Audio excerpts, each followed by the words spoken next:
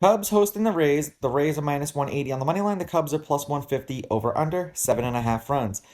Both of these teams on the run line are minus 110. The Rays laying a run and a half are minus 110, and the Cubs getting a run and a half on the run line are minus 110. Now, the wind is blowing in from center field, more so left center, but looks like directly center field at roughly 8 miles an hour. So keep that in mind when you bet the over under on this game.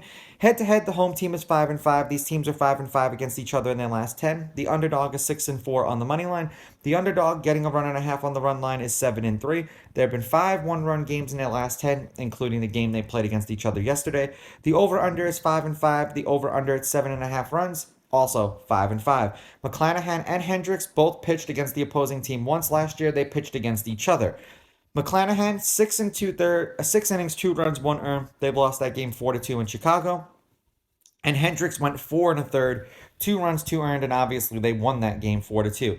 The Rays are 9-1 as a team with McClanahan on the mound. They've won his last 2 starts. He's averaging 5 2/3 innings pitched and 6.9 strikeouts per game in those games. So essentially a batter an inning, and depending upon where they put the strikeout line on him, will depend upon whether you want to go over or under. But it's a safe bet that if it's anything 5.5, 6.5, you may want to go over. The Cubs are 0-1 as a team with Hendricks on the mound. He's averaging 4 1/3 innings pitched and 5 strikeouts per game in those games. In the last handful of games they played against each other, the Cubs won the game yesterday 1-0. The Rays won the game before that 8-2. The Rays won the game before that 6-5. And the Cubs won the game before that 4-2. In their last handful of games overall, the Rays are 6-4 in their last 10 and 2-2 in their last 4.